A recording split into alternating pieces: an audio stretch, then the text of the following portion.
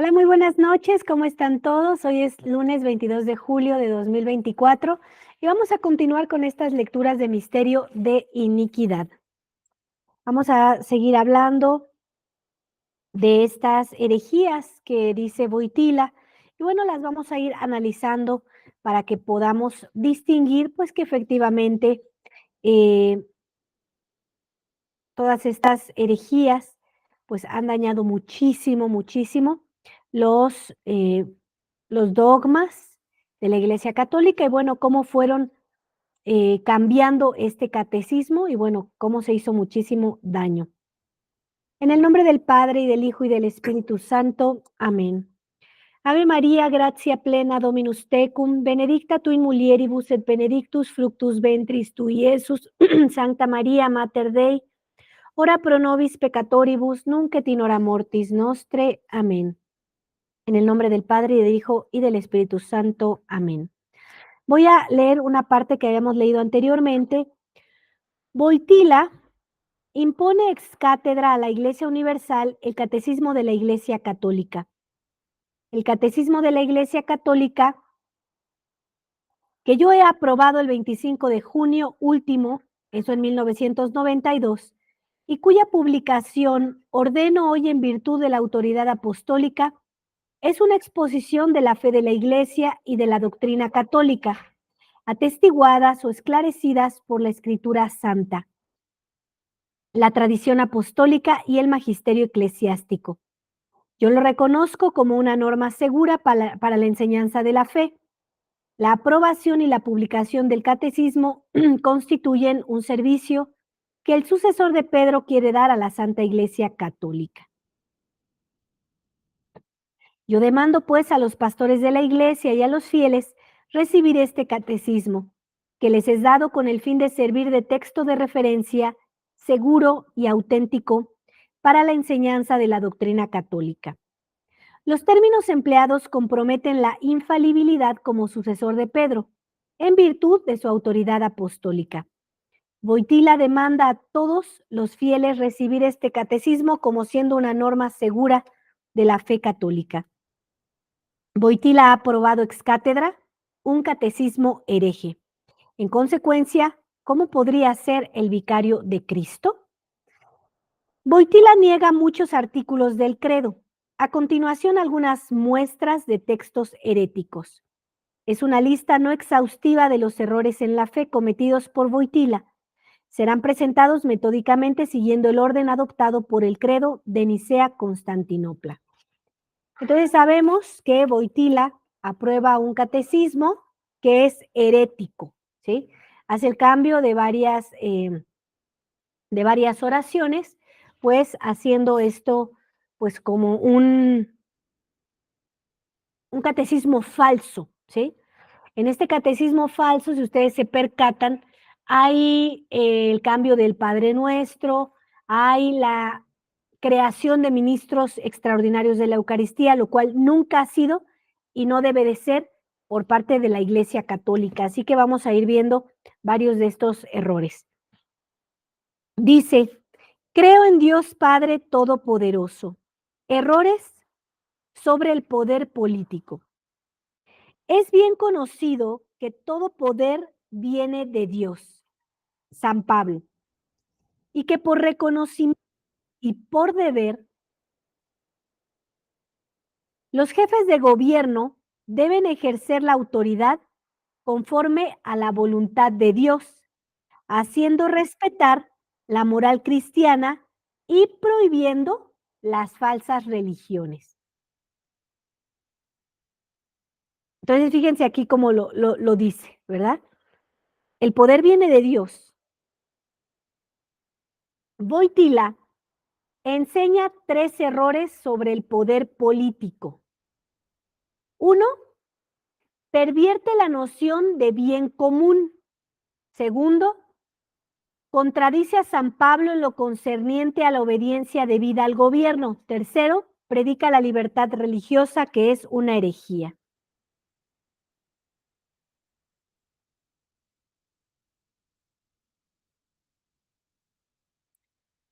¿Qué es el bien común? El bien común significa que la sociedad está orientada de manera de procurar el bienestar material, bien entendido. Pero el bien común requiere, en primer lugar y sobre todo, que las condiciones sean óptimas para ayudar a los ciudadanos a conseguir su salud eterna. El gobierno debe, en efecto, aplicar su esfuerzo a procurar la salud que ha tomado la carga de gobernar. Dice Santo Tomás de Aquino, de regimine principium ad regem cipri. Dicho de otra manera, el Estado debe ser cristiano.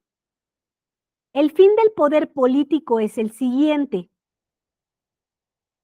El gobierno debe hacer vivir a los ciudadanos según las leyes de Dios.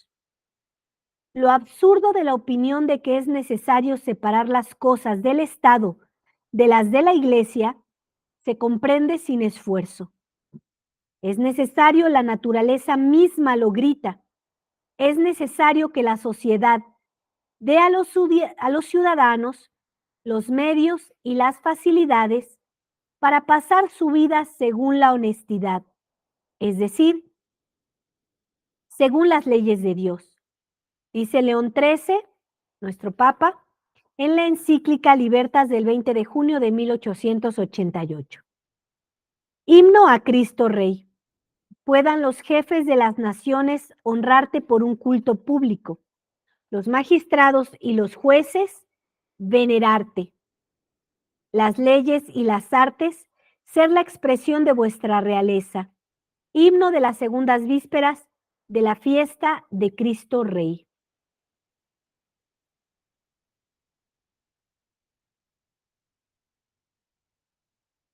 Este himno fue suprimido bajo Montini. La separación de la Iglesia y el Estado tuvo lugar por iniciativa de Montini. Colombia, 1973, Portugal, 1975, España, 1976.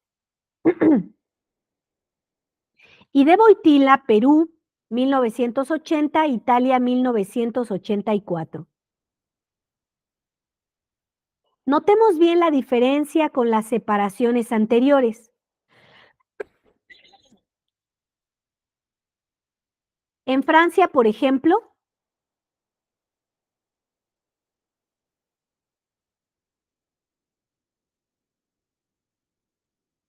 cuando el gobierno masónico de la Tercera República impone unilateralmente la separación de la Iglesia y el Estado, San Pío X protesta solemnemente y le declara nula a perpetuidad. Ahora bien, las separaciones de los años 1970 y 1980 tuvieron lugar por iniciativa de la jerarquía vaticana, que debió vencer reticencias gubernamentales. En una conferencia dada en Barcelona el 29 de diciembre de 1975, Monseñor Lefebvre revela que había sabido por el secretario mismo de la Conferencia Episcopal Colombiana que el Vaticano había presionado a la presidencia de la República durante 2 años para obtener la separación de la Iglesia y el Estado en Colombia. Fíjense cómo, cómo esto es muy, muy importante de comprender. Sabemos por el credo que todo poder viene de Dios, ¿verdad? Y que los estados deben someterse a la ley de Dios. Pero desde el Concilio Vaticano II se empieza a hacer este cambio de mentalidad. Hay que separar el Estado y la Iglesia. Hay que quitarle el reinado a la Iglesia. Hay personas que me hacen las preguntas, Dulce, pero ¿cómo yo sé que esto es verdad?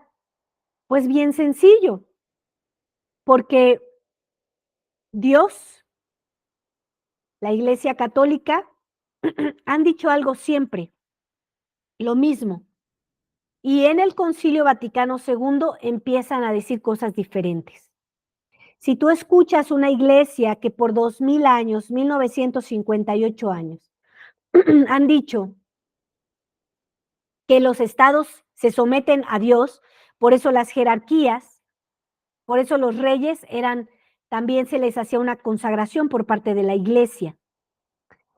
Entonces estaban unidos y de repente hay una desunión. Uno se debe de empezar a preguntar, ¿por qué este cambio? Y si yo sé que la Iglesia Católica no cambia, no lo puedo aceptar. Ujú. La noción de bien común fue redefinida por la secta conciliar. En nombre del bien común, los poderes públicos están obligados a respetar los derechos fundamentales e inalienables de la persona humana. El bien común reside en el ejercicio de las libertades naturales, entre las cuales el derecho a la justa libertad, incluso en materia religiosa, Catecismo de la Iglesia Católica número 1907. Este catecismo enumera todavía como componentes del bien común alimentación, vestimenta, salud, trabajo, paz, pero no hace ninguna mención de las leyes cristianas, cuya observación lleva a la felicidad eterna. Este era un tema que ni siquiera se discutía, se sabía que es así.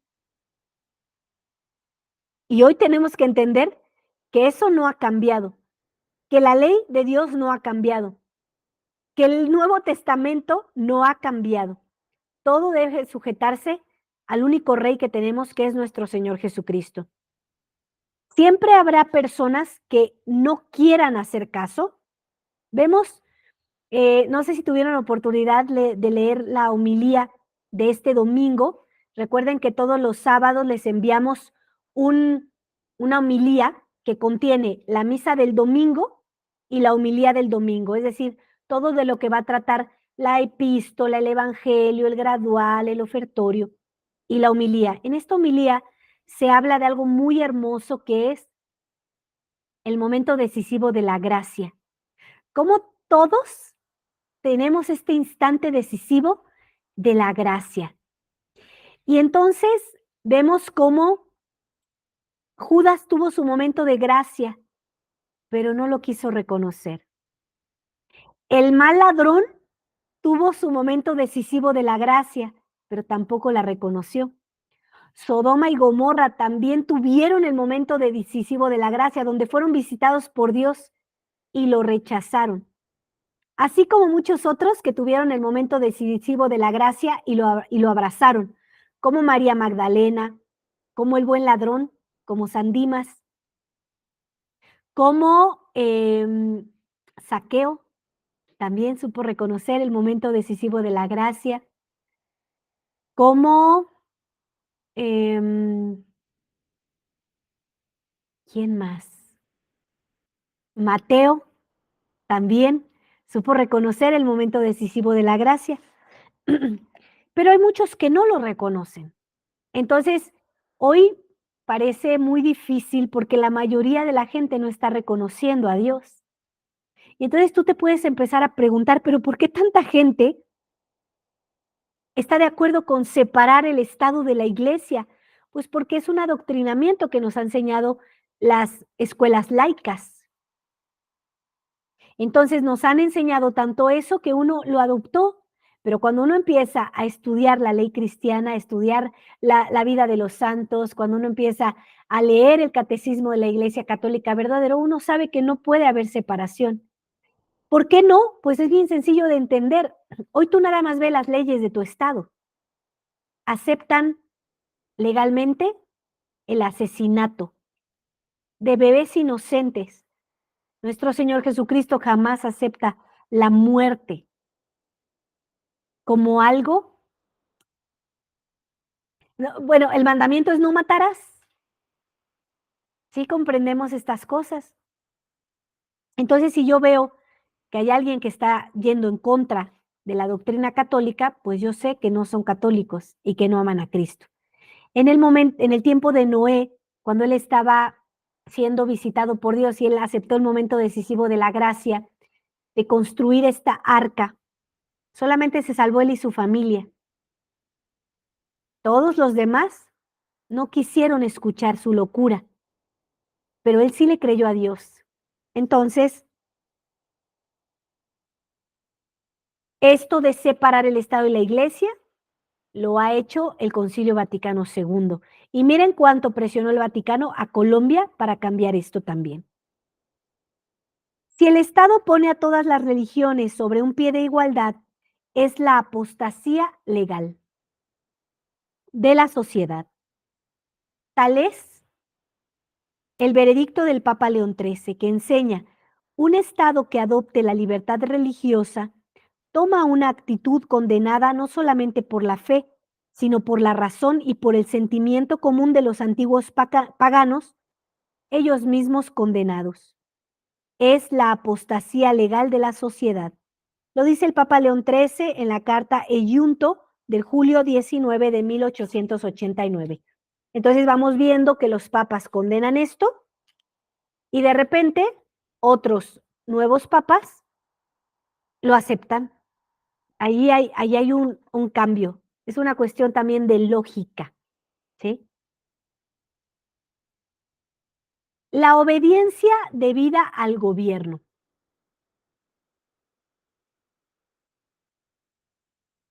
¿La rebelión contra el poder es autorizada? No, seguramente. Es prohibido rebelarse contra los jefes, pues todo poder viene de Dios y no del pueblo. Temed a Dios, respetad al rey. Primera de Pedro 2:17. Que todo hombre se someta a las potestades superiores, pues no hay potestad que no venga de Dios, y es Él quien ha establecido todas aquellas que hay en el mundo. Quien quiera resista pues a las potestades, resiste al orden de Dios. Aquellos que las resisten atraen la condenación sobre ellos mismos. Romanos 13:1-2.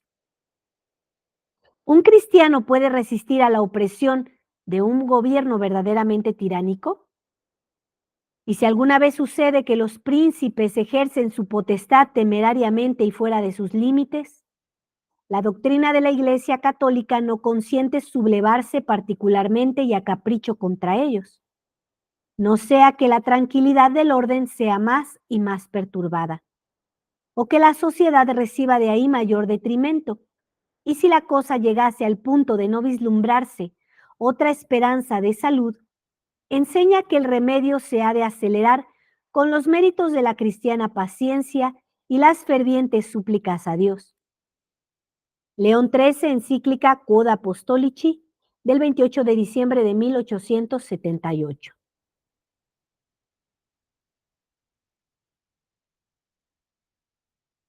Las palabras del gran Papa León XIII son confirmadas por los sucesos, pues la plegaria es un medio más eficaz que la revuelta. Los revolucionarios húngaros, checos, polacos, alemanes del este fueron destruidos por los blindados soviéticos, mientras que los austriacos, mediante el rezo del Rosario, hicieron retirar las tropas soviéticas de ocupación. Igualmente en Brasil, un dictador comunista huyó a consecuencia del rezo del Rosario por el pueblo. Primera herejía boitiliana. El poder no viene de Dios, sino del pueblo. Numerosas alocuciones de Boitila a favor de la democracia moderna, nacida en 1789. Y lo encuentran en internet muy fácilmente, ¿eh? Segunda herejía boitiliana. La revolución armada contra el gobierno está autorizada. La resistencia a la opresión del poder político no recurre legítimamente a las armas, salvo si se encuentran reunidas las condiciones siguientes. 1. En caso de violaciones ciertas, graves y prolongadas de los derechos fundamentales. 2. Después de haber agotado todos los otros recursos. 3. Sin provocar desórdenes peores. 4. Que haya una esperanza fundada de éxito. 5. Si es imposible prever razonablemente soluciones mejores. Catecismo de la Iglesia Católica número 2243. Nota bene. Boitila autoriza la revuelta no porque la religión cristiana sea atacada, sino porque los principios impíos de 1789 no son aplicados. La libertad religiosa, jalón hacia el establecimiento de la religión universal. Aquí algo que vale la pena resaltar y que vale la pena comprender es, ¿por qué pasa esto? ¿Por qué hay esta infiltración? ¿Por qué hay este deseo de romper con la religión católica? Pues porque se está preparando la religión ecuménica, se está preparando la silla del anticristo. Ujú. Entonces, para eso tienen que hacer una religión universal, una religión humana, porque la única religión que existe es la religión de Jesucristo, que es la religión divina, donde Él ha establecido las formas de salvarnos. Y ahora la religión humana, pues, quiere crear sus propias formas. Y esto conducirá, evidentemente, en algún momento a que se siente ahí el anticristo, a preparar esta religión del anticristo. La libertad religiosa corresponde al solve, disolver, destruir lo antiguo, de los francmasones. La construcción de una federación universal de todas las religiones corresponde al coagular, construir sobre nuevas bases, masónico. Montini ha hecho la primera fase, Wojtyla inaugura la segunda, solve et coagula. Destruir para volver a unir con algo nuevo, ¿sí? Wojtyla propaga incansablemente usque ad nauseam la libertad religiosa. Y todavía va más lejos porque estima que las oraciones de los adeptos de otras religiones dirigidas a sus fetiches o manitús son más eficaces que un Ave María. Durante la reunión de Asís, 26 de octubre de 1986, en efecto, ningún Ave María fue dicho. Por el contrario, una estatua de Buda fue puesta sobre el altar católico e incensada. A un verdadero católico esto ya le debería de ganar su celo apostólico. Ya debería de ganarle. ¿Mm? Sentir este celo. ¿Cómo es posible que en el altar de nuestro Señor Jesucristo, donde Él se inmola por nosotros, haya sido capaz Wojtyla de poner una estatua de Buda? Yo no soportaba el gel cuando hubo esta enfermedad planeada también. No soportaba que pusieran el gel en el altar, porque todo lo que hay en el altar debe de estar completamente consagrado a Dios. No soportaba que pusieran su cubrebocas. Ahora imagínate poner a un Buda. Es que, ¿qué tienen en la sangre el que no se siente ofendido? Y esto lo hizo Wojtyla. Y luego de la apertura de la puerta sellada durante la ceremonia de inauguración del pretendido Año Santo, pseudo jubileo del año 2000, se vio una ceremonia impactante. Wojtyla estaba vestido con un manto de todos colores, en donde predominaba el celeste, color no litúrgico. Cantores protestantes, judíos, musulmanes, iban allí recitando sus cánticos, mientras que mujeres asiáticas, no cristianas, ornaban la puerta santa con flores y la frotaban con perfumes. Vaya uno a saber a qué rito pagano corresponde esto. Se encienden palitos de incienso, mientras que un instrumento de cuerda japonés tocaba una melodía oriental. En octubre de 1988,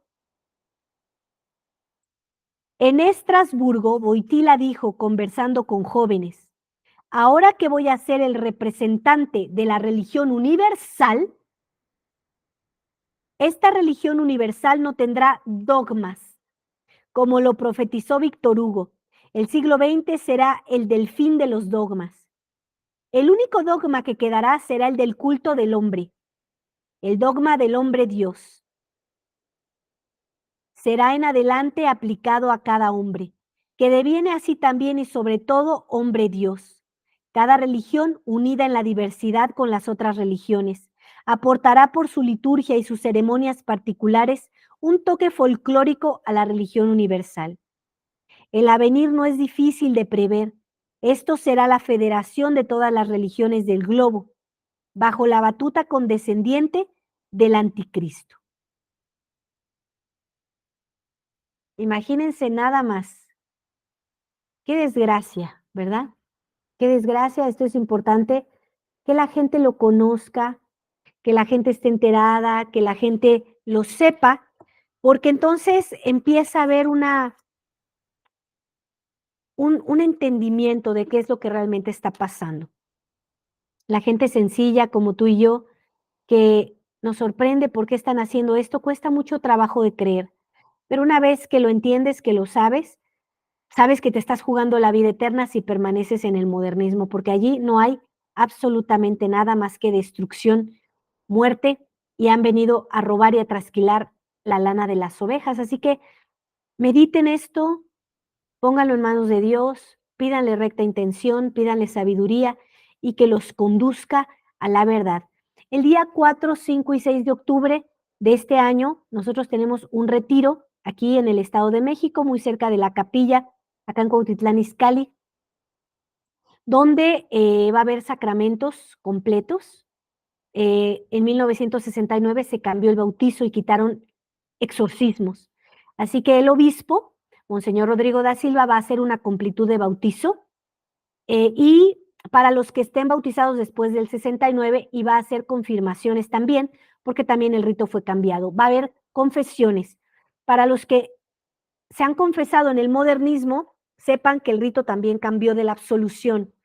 ¿Eso qué quiere decir? Que no estamos confesados verdaderamente. Entonces, necesitas confesarte, ¿sí? Así que en este retiro va a haber algunas conferencias y va a haber la oportunidad de la recepción de los sacramentos, que es lo más importante, porque es la vida que nos ha dejado nuestro Señor Jesucristo. Evidentemente, los que estén en estado de gracia podrán comulgar. Hay gente que no está en estado de gracia, ¿sí? Entonces, si las mujeres vienen con pantalón, evidentemente no pueden comulgar, ¿sí? Porque hay una vestimenta de modestia adecuada. Entonces, les sugerimos ponerse en contacto para que se puedan inscribir. El costo del retiro es de 4,500 pesos y más si alguien desea o necesita los sacramentos, ¿sí? Entonces, el costo de los sacramentos es de 400 pesos, de la completud del bautizo y de la confirmación. Entonces, no se jueguen la vida eterna. En verdad, lo que les estamos diciendo es la verdad de la Iglesia Católica. ¿Y cómo lo sabes? Pues tú lo puedes reconocer por la militancia. Se dice lo mismo que ha dicho nuestro Señor Jesucristo: sean santos, sean perfectos como mi Padre es perfecto. Y esto solamente se puede con doctrina verdadera, no con doctrina falsa, con un catecismo verdadero, no con un catecismo falso, con sacramentos verdaderos, no con sacramentos falsos. Así que, hermanos, en verdad, yo les digo, les invito a vivir los sacramentos verdaderos y a buscar la felicidad eterna. En esta vida vamos a sufrir mucho. Los verdaderos cristianos recibimos persecuciones, calumnias, injurias, al igual que nuestra cabeza, nuestro Señor Jesucristo, pero es que nuestra esperanza no está puesta en este mundo, está puesta en la vida eterna. Así que no te juegues la vida eterna. Sabemos que esta vida está llena de complicaciones, pero si estás tomado de la mano de nuestro Señor Jesucristo, pues vas a obtener la fortaleza y la sabiduría para atravesar, pues, este caminar. Así que mi deber es decirles la verdad, mi deber es mostrarles la verdad, darles los argumentos, tu deber es rezar, tu deber es sacar de tu corazón todo lo que te impide poder reconocer esta verdad. Pero bueno, yo hago mi trabajo y yo espero que tú hagas el tuyo. Que Dios les bendiga. Vamos a rezar un Padre Nuestro, un Ave María y un Gloria por Monseñor Rodrigo da Silva. Lo encomendamos enteramente a la Santísima Trinidad para que lo bendigan, lo defiendan, lo protejan, lo hagan santo y le agradecemos a la Santísima Trinidad por el privilegio inmenso que es tenerlo como obispo de la Iglesia Católica. Pater noster qui es in celi sanctificetur nomen tuum, adveniat regnum tuum, fiat voluntas tua sicut in cielo et in terra. panem nostrum quotidianum da nobis hodie, et dimite nobis debita nostra, sic ut et nos dimittimus debitoribus nostris, et ne nos inducas in tentationem, sed libera nos a malo. Amen. Ave Maria, gratia plena Dominus tecum, benedicta tu in mulieribus et benedictus fructus ventris tui, Iesus. Sancta Maria, Mater Dei, ora pro nobis peccatoribus, nunc et in hora mortis nostre. Amen. Gloria Patri et Filio et Spiritui Sancto, sic ut erat in principio et nunc et semper et in saecula saeculorum. Amén. Que Dios me los bendiga.